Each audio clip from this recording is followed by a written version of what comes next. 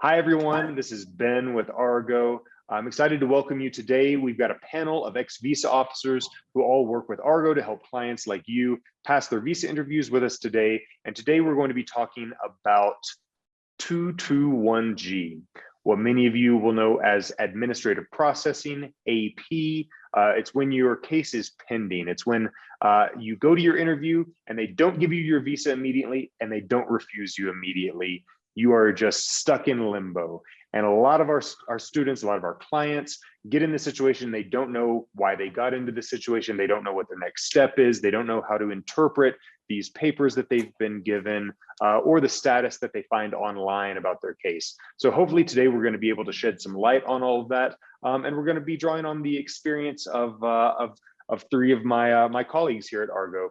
I'm Ben, and just so everybody knows my background, I was a visa officer with the State Department. I worked in Guangzhou, China, and in Bogota, Colombia as a visa officer. I worked in the non-immigrant visa unit where we do all the visas like tourist visas and student visas, temporary work visas like H-1Bs and Ls. I also did immigrant visas while I was in China, where that's with if you're a spouse, if you're a fiance, if you're a family member getting a permanent immigration visa to the United States. I also worked in the fraud prevention unit while I was in China, where we do the investigations into any cases that raise a lot of red flags, and they want to do additional investigation into the case before they make a decision on the visa. So yeah, let me throw it over to my colleague Swati. Hi, everyone. My name is Swati. I have been working with Argo consulting for them. I was an ex-visa officer in Honduras and also in India, as well as other assignments. I did a lot of non-immigrant visas, but in India, I focused a lot on immigrant visas because of the language skills as well. And prior to State Department, I worked as an immigration officer as well. All right, great. Hi, my name Anna? is Kat. Okay. Or Kat, yeah, go ahead, Kat. Hi, my name is Kat. I worked in Beijing primarily, and during that time, I did almost all non-immigrant visas. So I did pretty much the entire alphabet of visas. So Fs, Hs, anything. Hi, hello everyone. I'm Anna. I'm a former consular officer in both Mexico and the UK. In Mexico, we did rotations in both the immigrant and non-immigrant visa sections, so a year in each of those sections. And then in the UK, my experience was similar. I was in both of those sections as well, and also the E2 visa officer in both Mexico and in the UK. And currently, I'm an immigration attorney. So today, I'm excited. We have officers that represent a really broad swath of the visa landscape, because obviously the number of visas that are processed in India and in China is huge. And actually, while I was in Colombia, in Bogota, we were the number 2 or number 3 most busy visa post in the world while I was there too. And also Anna's experience in Mexico. Obviously in Mexico, there's so much movement across the border and there's a lot of special visa classes going on there. But London's a really interesting case too, because in London, you see people from all over the world, every type of visa. And so you got to see stuff that people wouldn't see in China. We just see Chinese visa applicants, but in London, you see people from all over the world, right? Yes, correct. Yeah, and a lot of transit visas for airline employees and crew members and yachts and things that you wouldn't see probably in other posts. Yes. Right. So let's get into it. Let's talk about 221G. There are a couple different reasons why somebody may be put into 221G. I think our applicants, they see, I got 221G and think it means one specific thing, but really it just means the decision was not made in that day, right? On that day at your visa interview, they didn't make the decision. There could be a lot of reasons why that didn't happen. And you're going to get a sheet of paper that says you've been refused under 221G. Does that mean that your visa is refused and it's done, Swati? No, not necessarily at all, actually. In fact, it means that the visa officer wants to approve you, but they can't approve you for some reason. There's either, and if it's a specific reason that you are missing something, they will also let you know, you still need to provide more evidence of your marriage or more information about your company. So they put you in this administrative processing, but technically in the law, it's considered a refusal in the system, and therefore it says you're refused, but you're just basically put into a pending status until the information needed is basically submitted, required, etc., so that they can actually process it and then approve your visa. Yeah. Interestingly, this is a recent development that came about after we all had left the State Department. There's now an online way that you can check the status of your visa application, and it will tell you if it's been issued, if it's been refused. It says issued and refused, and it'll say refused, but maybe administrative processing if that's what the officer told you. And so it's just really confusing for a lot of our clients. They send us screenshots of this page, and they're like, I thought that I was being issued, but now it says refused. What does it mean? And like everything in the government, it's not going to be as efficient or as well developed as something maybe in the private sector. And so that system, I want to let everybody know, it's this. You check the SEAC, it's seac.state.gov, and you go and you check your visa application. When you go in there, the status that you see there, it really wasn't designed for applicants to be checking that multiple times a day and trying to interpret the recently updated date and try to interpret that new status. Because as they move through the system, because in some cases, for instance, if you're going to apply for a waiver, your case has to be refused first. Not just 221G, but actually finally refused before they then give you the waiver. And so what this means is that you're going to see that your case is refused online, but this is just part of the process. It hasn't gotten to its final state yet. So when you check your application status, because I know it's impossible to not check it, right? This is such high stakes. You're going to go onto that website and see what it says about your visa application. Take it with a grain of salt. You don't know exactly what that status means, and it's not representative of really the final state of your case. So that's just a tip, because I know that a lot of people run into that when they're in 221G, and have a lot of stress and lose a lot of sleep over that status that they see there on that website. Kat, I know in China we have a lot of cases where people go in and they're studying degrees. They're studying masters or PhDs in different fields, and they get put in 221G. A lot of times our clients, they think that they've done something wrong if this happens. Is that the case? No, generally it doesn't mean you've done something wrong. So generally, most of the time, it just means that the officer needs a little bit more time, or they need to talk to someone with a little bit more expertise about your particular case. So, back when I was in China, we had lots of people come in who were nuclear scientists, or they were going to study mechanical engineering. I myself do not have that background. And so a lot of the time when I was given a resume or I was given a study plan, I knew what I was looking at. I could understand the words, but I couldn't understand the substance of it. And so a lot of the time the officer will say, you know what, I need to take a closer look at this case just a little bit more on my off time, because 3 minutes just isn't enough to cover this case. And so I'm going to give you a 221G and I'll come back to it. And usually the officer will also tell you, hey, I need some more information from you, or I'll be in contact with you. And during that time, make sure to send whatever the officer has asked for. Yeah, and a lot of our clients, they know that they study a field where a lot of people get put into 221G, right? Because of whatever they're an expert in, whatever their degree is going to be in. And they come to us wanting to know, how do I avoid getting put into 221G because of this? And I always tell them, that's not the thing you need to worry about, right?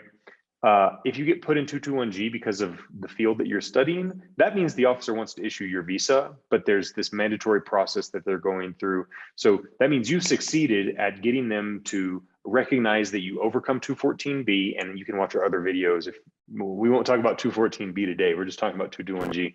It means that they've recognized that you overcome this, and then they're just putting you through the mandatory processing before they can issue your visa. There's nothing you can do to prevent it. It's an automatic thing. It's going to happen no matter what. What you can do to make sure it goes as fast as possible is make sure that you have all of your documents prepared. You need to have, all of your resume, your CV with all your publications.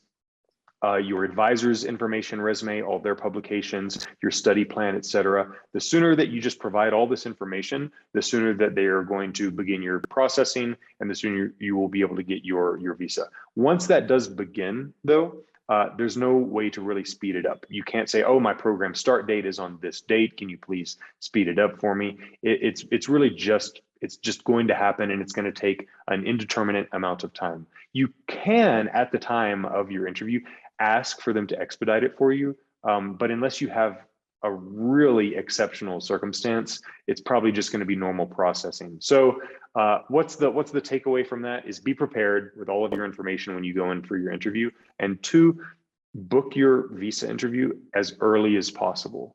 The earlier you get your visa interview before your program start date, the better, because there's no telling, you know, what additional processing might be required. And just so you know, the limit on that is 4 months. You can apply for your program. You can get a visa appointment for your program 4 months before your program start date. Yeah. Let's talk about when people get put into 221G though, when you go into your interview and you sense that the officer doesn't believe you, and they're asking questions, probing questions that you didn't expect, that you think, why is he asking questions about my dad's business? I'm going to study in the US, right? What's it have to do with my dad's business? Or anything like this, where you can sense that there's some probing going on, and then you get put into 221G and they're requesting certain documents. Like, I want documents showing your work history and your qualifications, and then the description of this job that you're going for the H-1B on, right? Anytime that you get this type of 221G, what's going on there, Anna? Again, as Kat said, a lot of times it's just because the officer needs more additional information to be able to rule out something that might be in the system, or additional information. If you're a renewal and you've been in front of the visa officer before and you said something during your interview that might be in the prior officer's notes, or there might just be additional information from a security perspective that the officer has to be able to rule out before they can issue the visa. So they're asking for those additional documents in order to be able to justify their decision and be able to eventually issue the visa, but they need to be able to document that, and that's why they need that extra documentation. Mm-hmm. A lot of times in India. Go ahead, sorry, Swati. Yeah, a lot of times here in India, because it's the #1 country for H-1B applicants, a lot of them get 221G for, and if they're asked for additional stuff about their profession or the company. So sometimes that's because the visa officer needs to make sure it's a legitimate company that they're actually going to be working for. So sometimes, you know, that 221G, it's not maybe something that you're missing on your end, but they need to verify that this company is a legitimate company. So you may be asked for other things, you know, from the company, which you then would coordinate with the company and get. So a lot of H-1Bs do get 221G to determine the legitimacy of that person actually being the right applicant for that either blanket or that individual H-1B petition. And just to add to that, it's okay. We're going to jump up. We're going to talk over each other the whole time. We get a little bit of lag, but go ahead, Anna. I was just going to add to Swati's that I think that is often common if you're not going to also work directly for the H-1B petitioner. So if you are going to be working for a contractor in a contract capacity, or be working at a third-party location, I think that also causes, you know, the officer wants to confirm that you have that hiring and firing authority and that direct relationship with the petitioner. So oftentimes those cases will also get 221G for that additional information. I think the key for everyone to remember is that if they're asking you for more documentation, in some cases it may be, let's say you're you don't have the correct I-20 or something like this, right? Where it's like, oh, you need this specific document. But in many cases, they're just saying, I don't know what to do with you yet. I want some more documents before I can make a decision. So what you should keep in mind is that the interview isn't over yet. They haven't made a decision. You're still trying to influence their decision. And in the same way that we coach you when you come to us to present your case proactively when you have your interview, right? You don't just passively wait to be asked questions, because they might not ask the question that's going to let you give the best answer, right? To show the best highlights of your application. You need to proactively give it to them. when you get 221G and they're asking you for more documentation, it's still your opportunity to present them with some information that's going to influence their thinking, right? If they say, okay, 221G for, you know, some bank statements, that might be something that they ask for. Well, you know, what they're asking for is more evidence that you can financially fund your studies in the US, right? And they took some notes during the interview about what you told them, but maybe they didn't take thorough notes, right? You might want to remind them. So when you send that in, you might not just want to send, oh, a bank statement and that's it. You might want to send in a statement talking about the full scope of your finances or your family's finances, right? If there's a business, or there's in your parents' income, or there's real estate, whatever it is, you want to send all this in, because you don't know if they took accurate notes during the interview. They're moving very fast, right? But you know they still have doubts about your finances. Send them everything, right? Send them everything they need, right? There's no reason why you can't. Now, maybe they don't want to see it. Maybe they're like, no, I just needed the bank statement, and they'll just look at the bank statement. But if you send them a summary of what your family's finances are, that might be what it takes to sway them and convince them and push them over that line of being convinced that you've actually got the funding to fund your studies. I think for a lot of applicants, part of the reason why 221G is such a frightening experience is because they don't know exactly why they were refused. They were maybe told something vaguely, maybe asked a few extra questions about something, but you don't know for sure. In the 221G cases where the officer actually tells you exactly what they want, you've gotten lucky. Like, that's great, fantastic. He just wants one more thing from you. But generally, that's not going to be the case. They're going to give you something a little bit more vague, something like, I need bank statements. Well, whose bank statements? You have to think very carefully about how you want to organize this information. If you send them 50 attachments, that's not going to help them. You know, having a cover letter or something that can really organize what it is that you're trying to present to them would be very helpful in helping them parse that information, because maybe they missed something the first time, but the second time around, if it's just right there, they don't need to ask you again, and there's no doubt left. And that will really help speed along the decision, because administrative processing really can take a very long time. Mm-hmm. That's a good point, Kat. And also I think what's in the background of all that, and what people need to keep in mind, is that there's always the presumption that you are going to use your visa incorrectly until you convince the visa officer that you're going to use it correctly, right? So it's the opposite of you know, the innocent until proven guilty concept that we have when we're in the US. It's more guilty until you can prove yourself innocent, and it's on you to convince them. So you convince them in the interview, you convince them with the documents that you send in, and it's not like, oh, well, they requested it and I sent it in, why didn't they give me my visa? It's you got to think of yourself as, you are pitching yourself as a visa applicant. You are pitching yourself as a good holder of that visa. You're going to use it well, and you need to present that information to them in a way that they're going to see it. They're going to intuitively understand what they're looking at. They're going to get the information they need within the first 15 seconds of looking at it, so that they know how that you basically make their job easy. You make it easy for them to say, oh, now I see this information. This shows me that this person has the funds, or, you know, has the skills, has the background, and I can write my notes and I can issue this visa easily. The visa officers want their job to be easy, right? We don't want applicants that come in and give us vague information and give us short clipped answers without actually telling us what's going on. When that's going on, basically we're just seeing a hazy outline of an applicant and we don't know anything about them. We can't fill in any details. If an applicant walked in and just told me, hi, I'm going to study this at this university, and I've received a scholarship of this much money, and my father earns $60,000 a year, and my mother earns $70,000 a year doing this. We own a home in the city here, and they're going to be funding my education. And afterwards, I'm going to come back and I'm going to apply for a job at, you know, so-and-so steel company in my home country. I would think, that's great. I'll type that up in my notes and I will give you your visa, right? You just made my job extremely easy, because now I don't have to just ask question after question, probing, trying to get you to give me some of this information that makes my job easier. I don't know, in your experience as visa officers, how could an applicant make your job easier? Exactly. Don't make us pull teeth. Yeah. Right. just like what you said, Exactly. like even in all the Argo consults, I advise everybody, look, you have 1 or 2 minutes, like every question is an opportunity. Don't waste your opportunity. That's where you want to tell additional information. And a lot of clients ask, okay, because they read on forums or somebody else told them, just answer directly. Don't say anything more.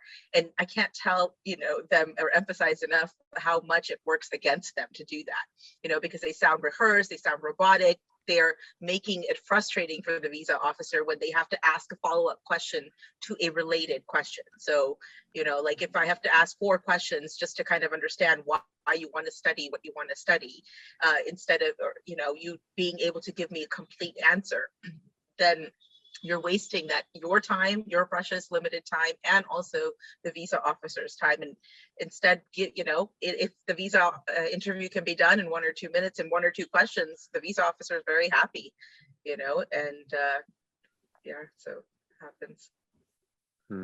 I always tell my clients, like, you don't know who you're going to get as a visa officer. And oftentimes, we're all generalists. The officers are all generalists, and they probably, so if you have a very specific scientific or technology background, you're going to have to be able to kind of, you absolutely don't want to rehearse like the Swati said, but you want to be able to be comfortable and confident enough to be able to explain it in very simple terms so the officer understands what you're going to be doing. Because I've seen many cases get denied where the officer simply just doesn't understand. It's too technical or too specific. And the officer doesn't have that background and they just don't know what's going on. So as simple and straightforward and as complete as you can make the picture, that's going to make a stronger case and going to enable the officer to hopefully issue the visa easier if they are provided with a more clear explanation of what you're going to be doing in the United States. A lot of the people that come to us have these fantastic and amazing backgrounds. And I think one of the things that's really important is that, just like we said, that 221G is a continuation of your interview. Your interview is a continuation of your education. So if you had to interview to go to school, or if you had to interview to get a job, for example, for an H-1B, this is a continuation of that interview. You want to present yourself, you want to paint a picture of who you are as a person and who you're presenting, and you want to lean into that as much as possible so you can show the visa officer who you are. Clipped answers don't help anybody because they don't tell the visa officer who you are and they don't provide the information that you need. So exactly what everybody else said, it's much easier if the answers are really clear. It helps to think a little bit before you go into the interview about what it is that you want to say before you actually go into the interview, because you really only have 3 minutes. And so if that's the case, you got to take your time and you got to use it well. That's a very, very good point. When we work with our clients that have been put in 221G, for instance, and they're fretting over it and they don't know what happened, and they're coming up with all these theories about why they've been put into 221G, and maybe they've got some people that they've been working with who've been telling them what they think. How often are they correct about why they're in 221G, and also how intuitive and obvious is it to you why people have been put into 221G when you work with your Argo clients? Can you tell immediately why someone's been put in 221G when they tell you what happened in their interview and you see what document they were given? Do you know why they're in 221G even if they're not very clear about it? Yeah, sometimes it's pretty evident, right? Even if they're not told. So, excuse me. So there was a recent Argo client that had an H4 that was in a 221G, and but they were now applying for an F1. And so as soon as they started kind of giving me the background, the history of it during the consult, it was very obvious that, he said, oh, and so we had, because it was COVID, we had an online wedding, and it was an arranged marriage and it was online. And obviously, I already knew what he was going to say later. He was 221G because the officer asked him for more evidence of the wedding, the actual marriage photos.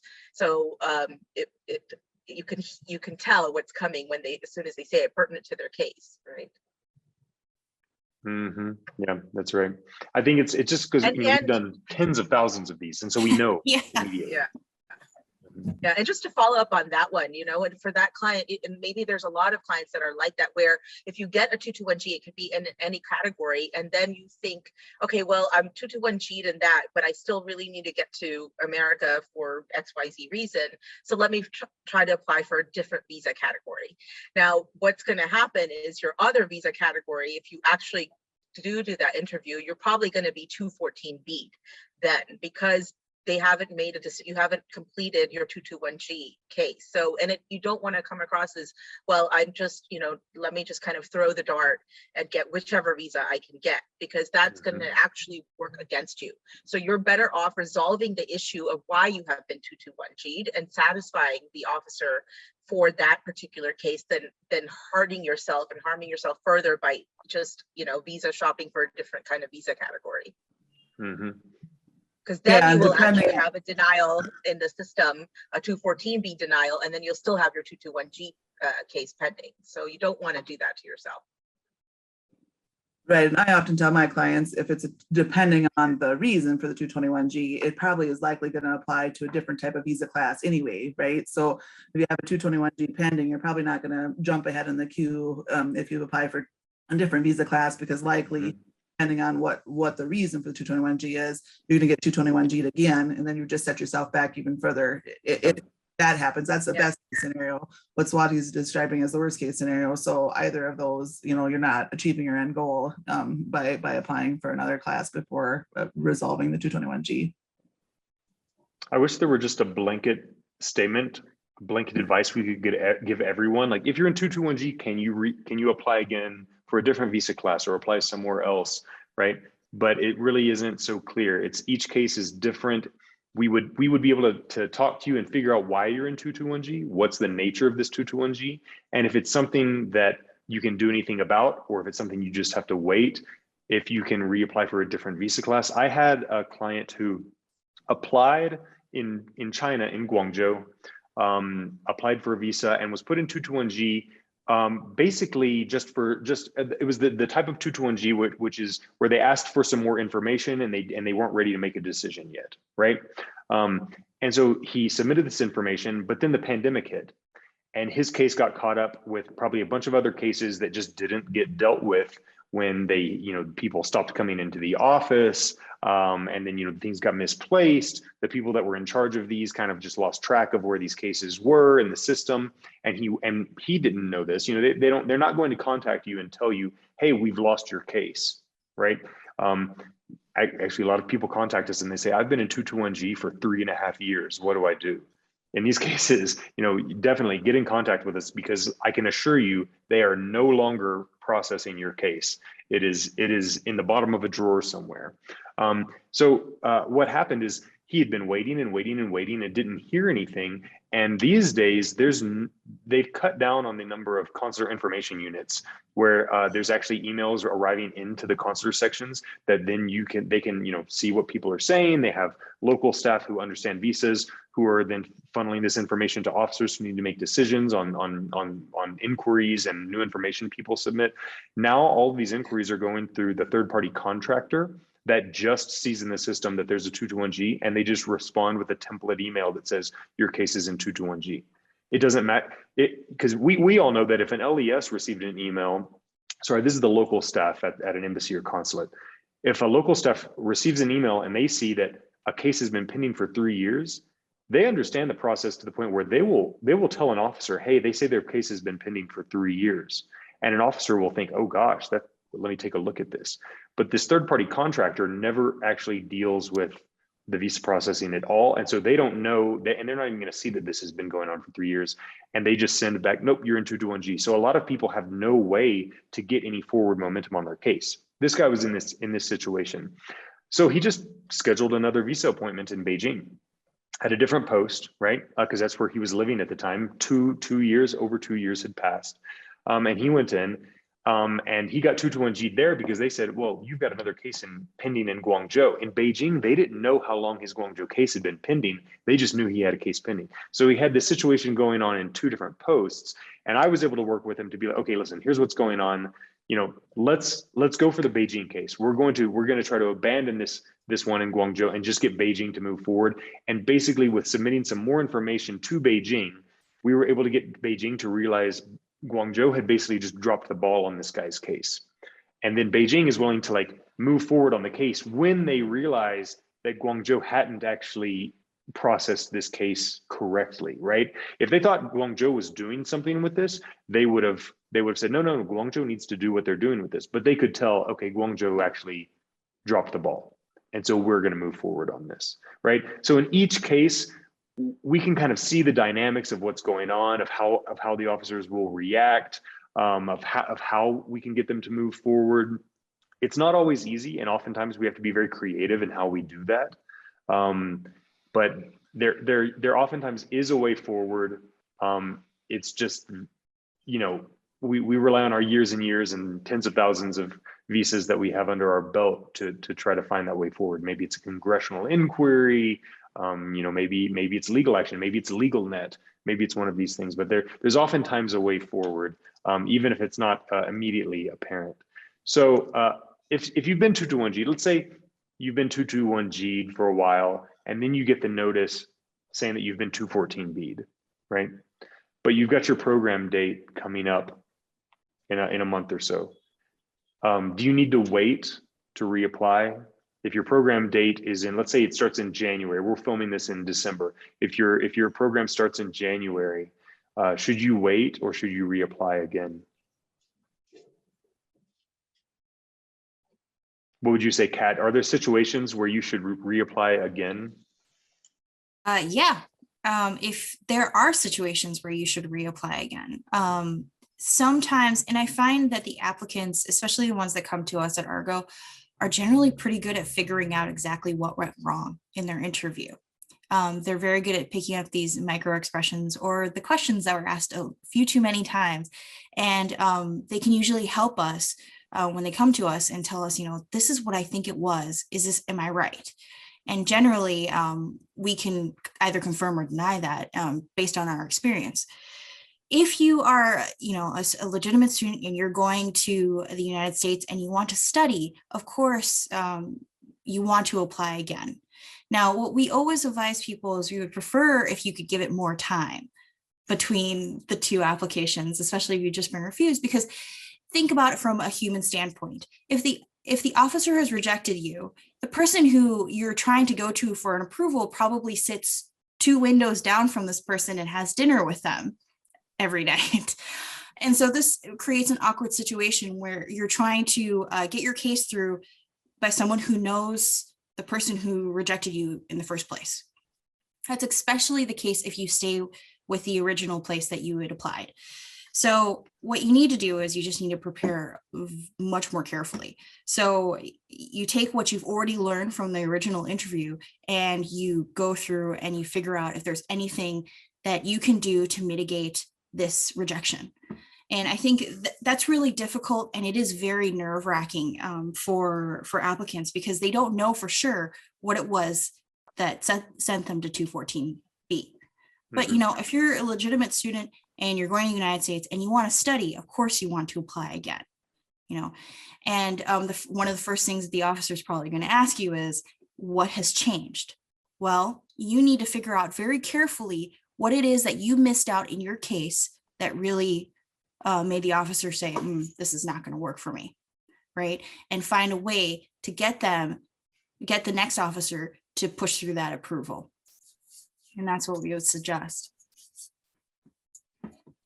So a lot of times, yes, for students, obviously you have a start date, right? So you're going to want to reapply, right? But you then, where it really boils down to is it's how you're interviewing that really makes a big difference, right? And it just, if you go back to back, and especially when these clients come to Argo and you see the ones that have been denied several times, and when they recap the interviews to you, or you see kind of the questionnaire, you see, what the difference is, and it's how they're interviewing, and what they're not saying and useful information they're not saying. So when the officer's asking you what has changed, there's a different way to be able to answer that, right? And legally, you can apply for a visa the next day. You can, if you have an appointment slot, you can book it for the next day. But we always advise people, you know, you can do it, but ideally we wait for you to we recommend you wait for 6 months or a year. So usually for students, that's not always possible, but for a lot of the B1, B2s, that can be helpful. And I know when you said with we, B1, then B2s. Swati, I just want to make sure the listeners know when you said we there, you're referring to like the State Department saying, oh, you need to wait. But what I like to remind our clients is when they say you need to wait, it's because they assume that you do not qualify for a visa, that you're not a good visa applicant, and that your situation does not merit giving you a visa. Right. And so they think you need to wait and, you know, get a better job or have something change in your life to then change your circumstances. But if you know, and we know talking to you, that you actually do qualify, they just didn't see it because they didn't ask the right questions and you didn't give them the right information, then there's no reason to not reapply immediately. Because let's say you go in and they don't ask you, do you have a scholarship? And you know that you have a full scholarship and they never ask that question and they don't know that, right? Well, they don't want you to not reapply again if that's the case, right? If you come in and they say, well, what's changed since your last application? And you say, the last time I was nervous and I didn't tell you about my full scholarship, right? Now, obviously you had the scholarship in the first interview, you just didn't say it. So the situation hasn't changed. It's just the way that you're going to represent yourself is going to change. But once you give them that information, they can't erase it out of their head. There's no legal requirement that they refuse you because you were refused last week, right? Administratively, that's what their managers want you to do. It makes their job easier. It lets them push applicants through the waiting room, right? They get through all this workload they have to do, but they don't have to do that. And I would say all my colleagues that I worked with, like in the end, they are all very earnest and want to do their job well. And if they see that you've been refused before, but you immediately tell them something that sparks in their mind the question, why would they be refused if they have a full scholarship? They're going, in most cases, to give you due consideration and actually consider your case, even if you've been previously refused. Would you agree with that? I would just add, I worked at a post that had a very strict manager, and any time that an officer would overcome a prior refusal, she would call that officer into her office and ask and demand, for why did you overcome a prior refusal? And there's some legitimate reasons for that, right? They want to maintain consistency within the adjudication process, right? But that's why on this side of the aisle, I always tell my clients, you have to give the officer, that reason to put in their notes for why they're going to change a prior officer's decision, because they're worried about their own career, right? They want to be able to justify it. They want to be able to be eligible motions. And so they're not going to take a chance on you if you don't give them the information they need to justify their decision and make sure that they look like they're doing their job. So it's really important, for you to give them that extra piece of information that, 2 or 3 words that they're going to put in their notes to justify. Because if it is that you applied yesterday and you're coming back, in 2 or 3 weeks time, now with COVID, that doesn't hardly ever happen. But if you do apply immediately after refusal, you have to really be able to be much more prepared and be able to have like a full scholarship or something really dramatically different from the last time to be able to allow that officer to make that jump and change their decision, I would say, in my experience. Yeah, I always tell the applicants that come to us, especially when they have a prior refusal and they're a student or something along those lines, that they not only have a refusal problem, now you have a human problem, because you have to give the officer, like I said, the officer down 2 windows, they know each other. So if you want them to overcome a refusal that was given to them by someone that they know, that's a human issue. You need to give them something that's going to let them jump through that hoop for you, and be able to justify it to their manager or to that person, if that comes up in a meeting or something along those lines, because it makes it, just from a human standpoint, it makes it quite awkward between the officers if someone is constantly overcoming other people's refusals. It puts them in a really tough spot. So it's not only just that you have to present yourself in a slightly different light, or you have to find the information that you were missing and present that, but also that you have to overcome this human problem. Mm-hmm. Yeah, there's so much going on just on a personal level. And I always stress to people, no one can guarantee that your visa will be issued, because every single visa officer is empowered to make that decision, right? It's not, you can't present one document that, oh, well, now it's automatic. There's nothing like that. It's that officer's, it's up to their discretion and their judgment, and they're empowered and authorized to make that decision without any interference, right? If you've been refused previously, depending on that person's personality and their work style and their habits, they might be less inclined to consider a recent prior refusal. I don't know, let's say, this is just an estimate. Let's say there's 20% of officers that hardly ever overturn a recent prior refusal. That's just how they'll do things.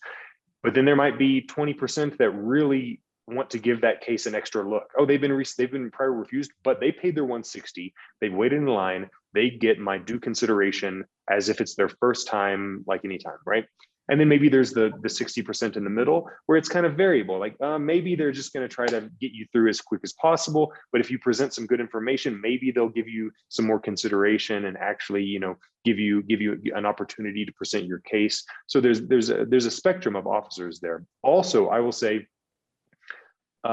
we as officers know each other very well, working together day in and day out, talking about these cases, seeing the way that other people adjudicate. And we see when someone comes in and has been refused, we see who interviewed them before. Like you said, Kat, and you said maybe you had dinner with them, and right, you've got that human relationship. But you also know how reliable their decisions are. So I knew that there were officers who, if I looked at their notes and I saw something that was written in there, I knew, okay, I know this person lived in China for 5 years. They speak Chinese very well. If they put this information in there, I know that it's because they very confidently obtained this information and it's accurate, and I can rely on this and their judgment.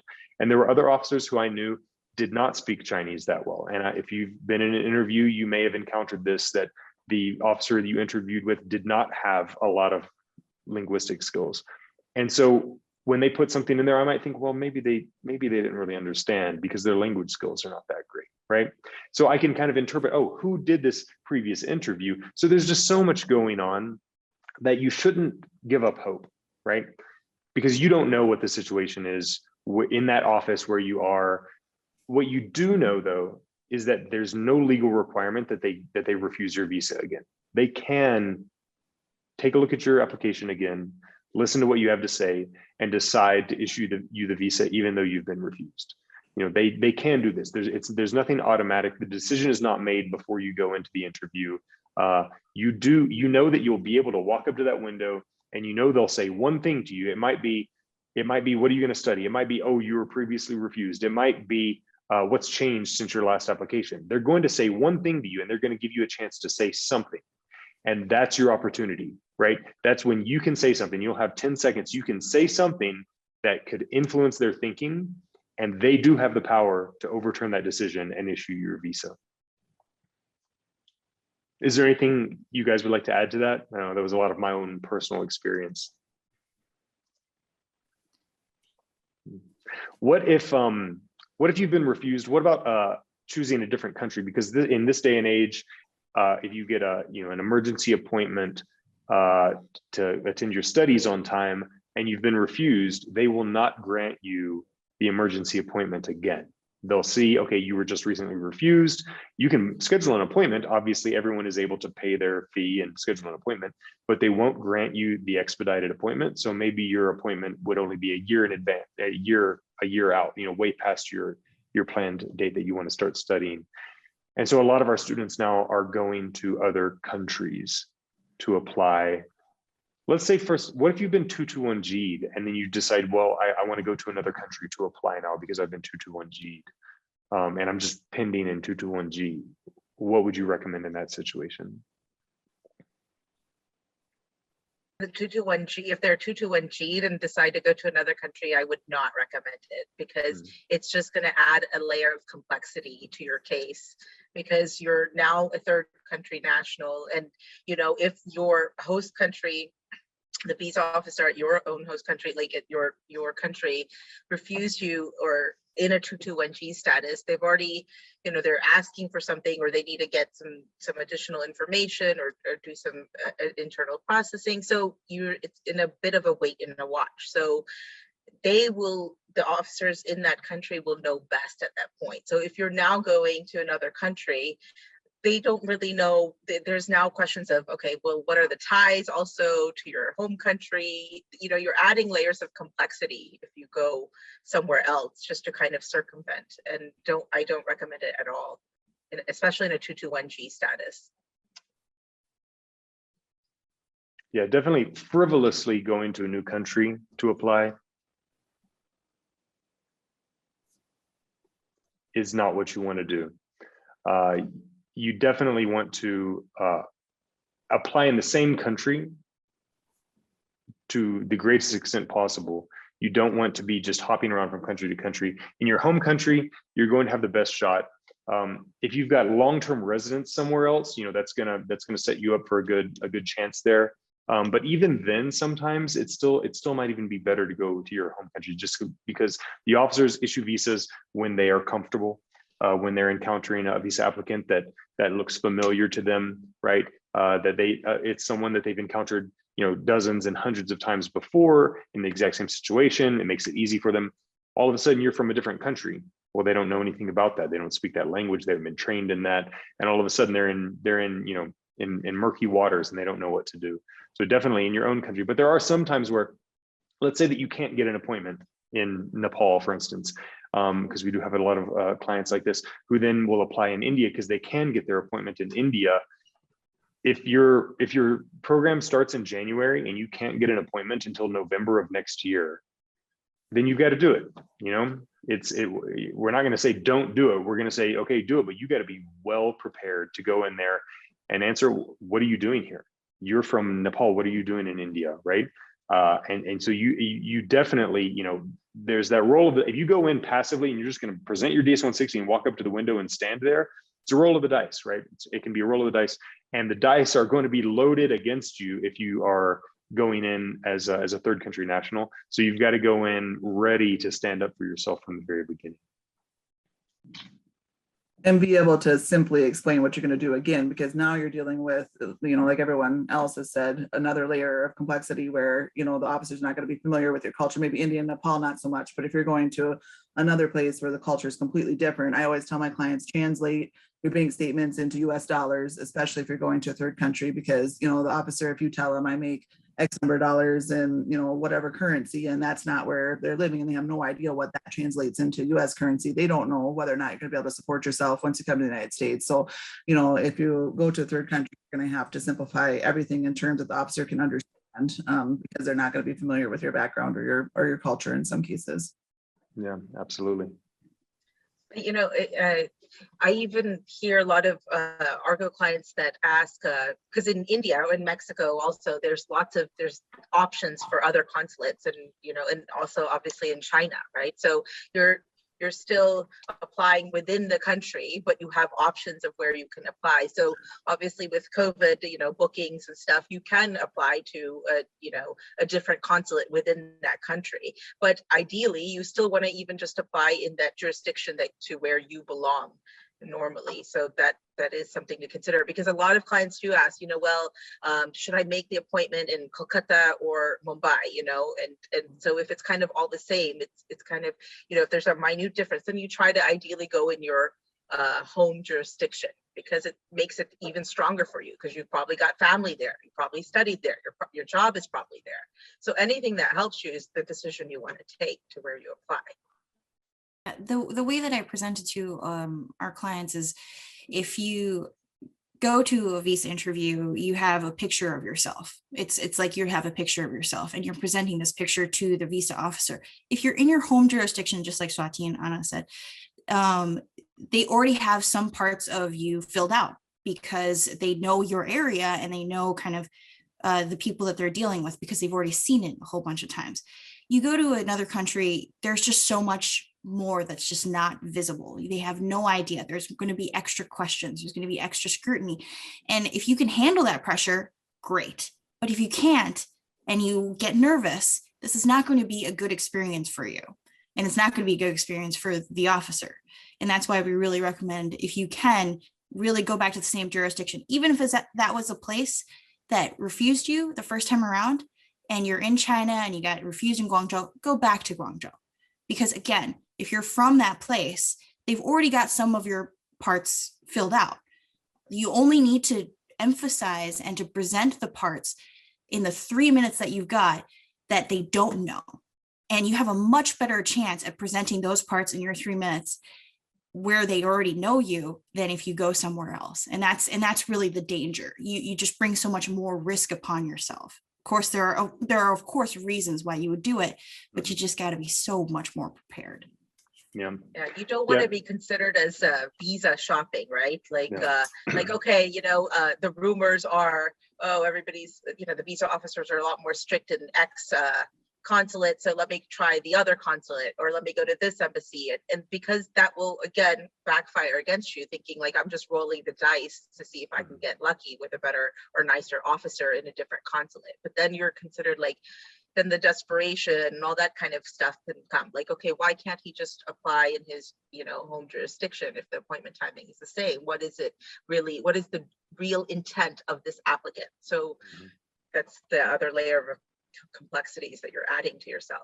Yeah, and just so everyone that's listening, might think, oh, but I received different advice, when I had my, we're always going to give very personal advice to you based on your situation, right? Sometimes I've had a client that maybe they're Chinese, right? But then they applied in Ecuador because they were in the US and they left the US to go to Ecuador and apply, and they got refused in Ecuador. Then I'm not going to tell you to reapply in Ecuador. I'm going to say, no, you were refused as a third country national. Now it's time to go back to your home country, because they are going to feel more comfortable looking at your situation and overturning a decision made by a consulate where they know that they don't know anything about Chinese applicants. It's always going to be very personal to your situation. There's no way to just say, okay, blanket, this is how it is. It's more, looking holistically at your entire situation. And that's what we do when we do a consultation with you. If you've got a situation, reach out to us, send us an email at hello@argovisa.com. We're on Facebook, Instagram. We are on our website. You can submit your inquiry to us, and we'll get back to you, and we'll let you know exactly what we can do for you and how we can help you in a consultation. Because really, we want you to know exactly what you need to do. There's no golden, there's no silver bullet. There's no golden ticket. You need to know what's going on with your particular situation and what you need to do in order to get your visa. And it's different for everybody. Thanks everybody for tuning in and watching. Thanks Swati, Anna, and Kat for being here with us today. I know that our listeners, our viewers all probably got a lot out of this. I really appreciate you all taking the time to share your experience with everybody. Thank you, Ben. Thank you, everyone. Thank you. Bye, everyone.